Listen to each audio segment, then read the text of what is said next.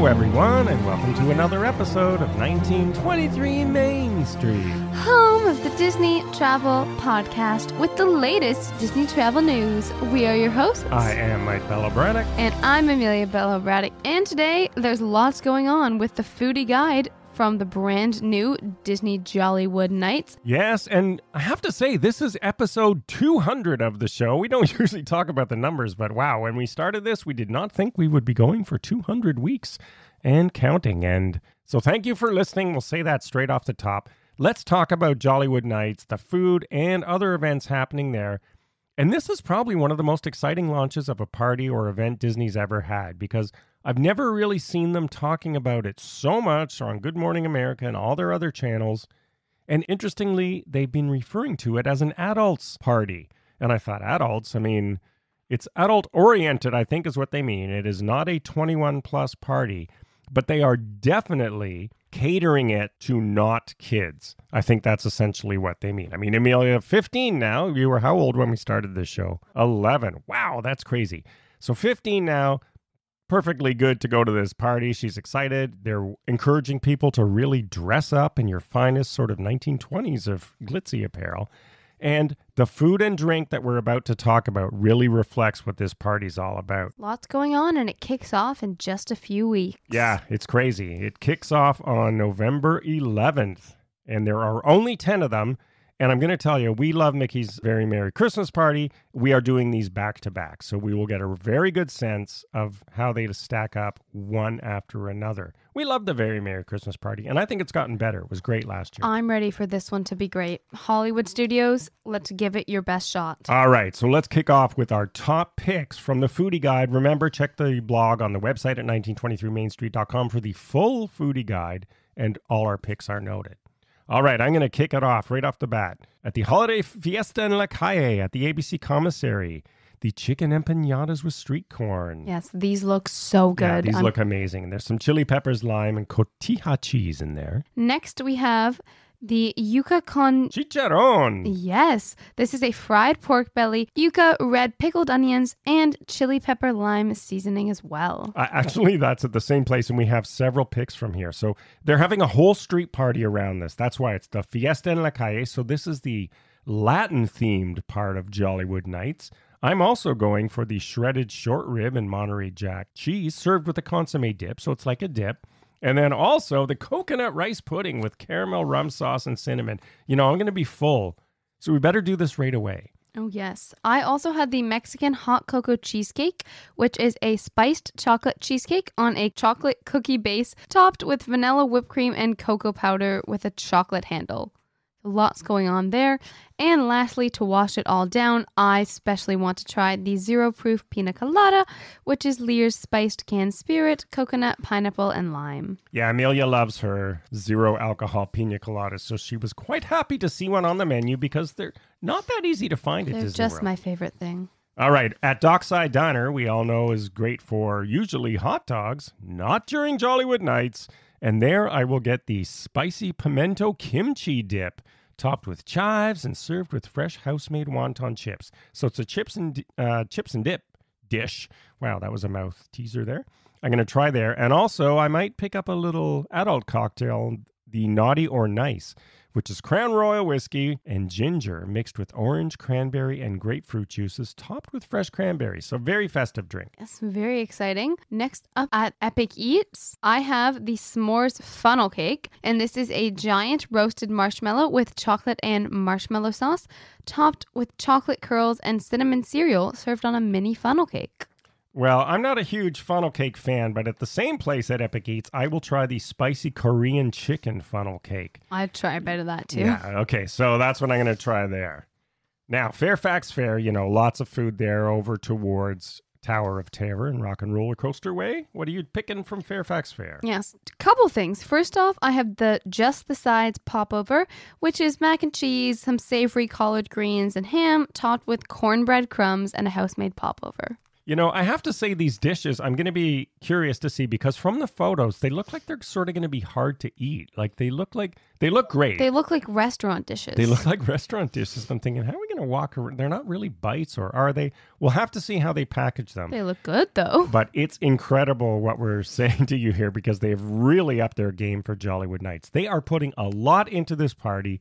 And I'm not trying to sell Disney here, but if you haven't booked it, there are nights with tickets left. It sounds like it's going to be quite amazing. We're really looking forward to it. Yeah, the same place has also got the PB&J donut, which is a glazed donut with creamy peanut butter and grape jelly dipped in a dark chocolate with crushed house-made salt and vinegar chips. Yeah, and also there at Fairfax Fair, I like the frozen banana, so I'm going to try this Kermit's Frozen Banana Bliss. It's a frozen banana and white chocolate with caramel swirls on there, topped with matcha whipped cream and sprinkles. And also I might grab a mistletoe martini, of course. How can you not? Tito's vodka, Saint Germain elderflower with cranberry juice and I'm going to have lots of cranberry cocktails. Yeah, I might have to take a sip of that non-alcoholic one. Sounds delicious. Then at the market, they have Frozone's snowball macaroons. Or macaron, if you're in France. Well, they use 2 O's. I know. So they say macaroons, but we say macaron. So it's a macaron.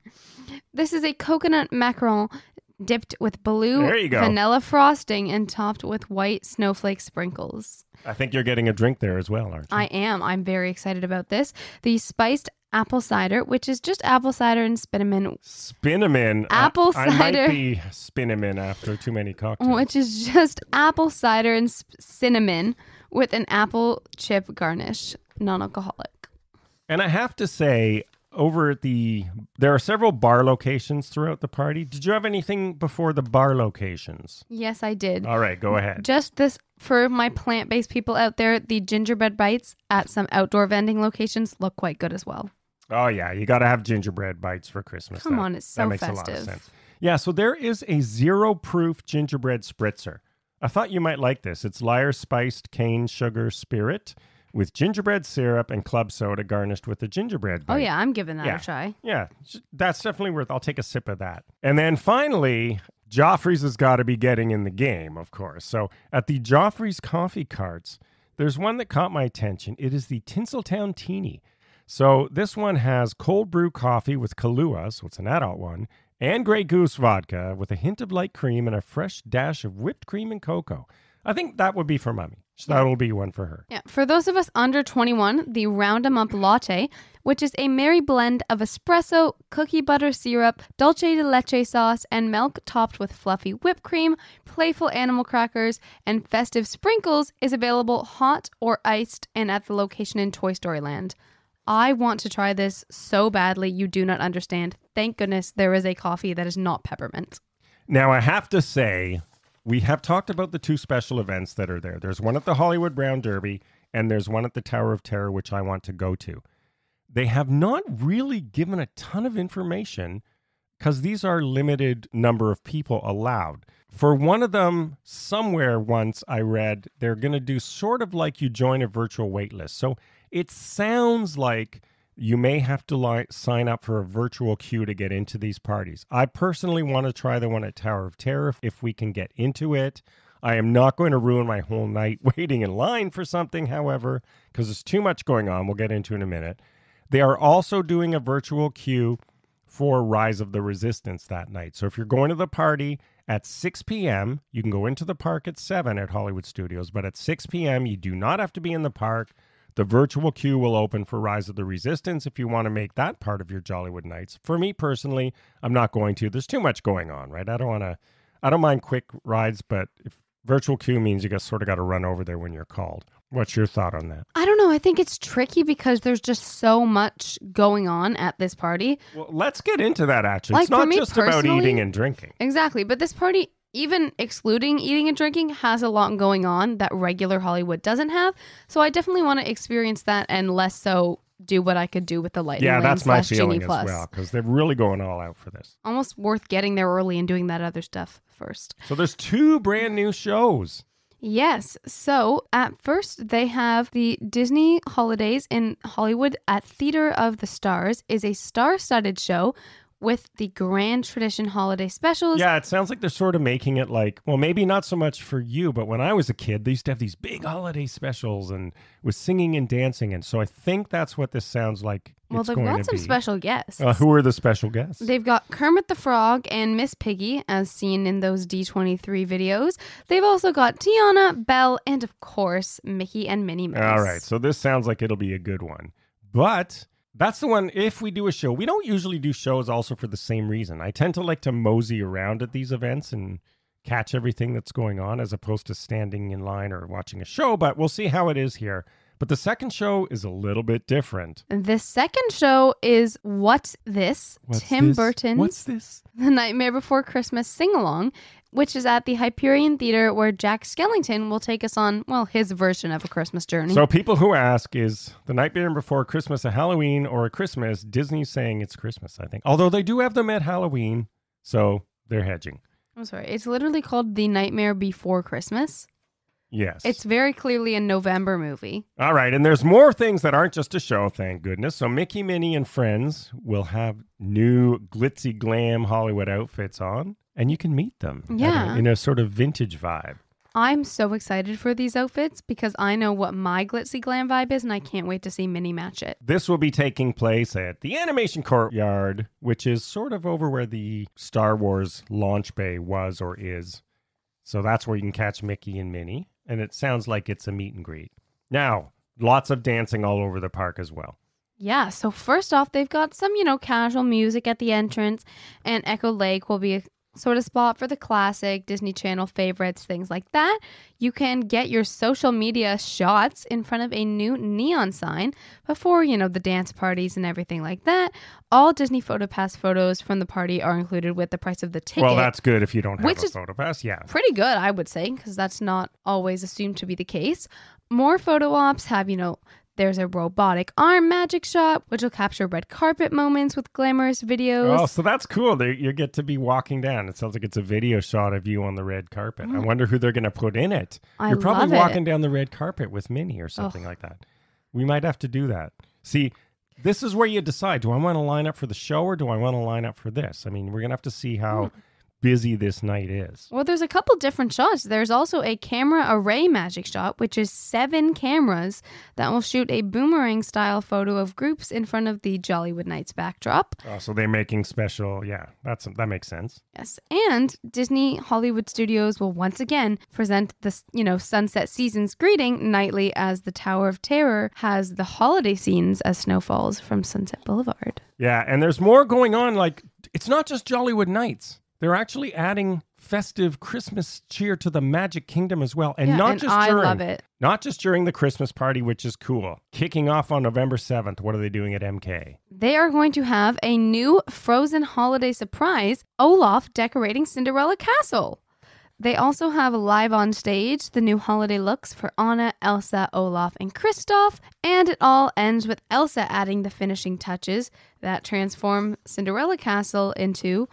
would you be shocked? A shining, shimmering, crystallized palace. Yeah, and I read they're going to leave it that way for the whole night. So she'll sort of do it, and it'll transform the castle, and it'll stay that way for the rest of the evening. So, and are they bringing back the lights? You can get No, they will never bring back the lights anymore because you can't do projections over the lights. Yes, you can. No, you can't. All right, and what would Christmas onto be? The lights. Disney, moving on. What would Christmas be without not all the hotels, and their fantastic gingerbread displays? And in case you're wondering, the construction going on at the Grand Floridian, which is the flagship gingerbread display, I talked to a cast member because we're staying there, and she hinted strongly that Disney Imagineers and Fairy Dust will have a pixie dusted lobby that has been all cleared to have the gingerbread house in place for Christmas. That is construction free.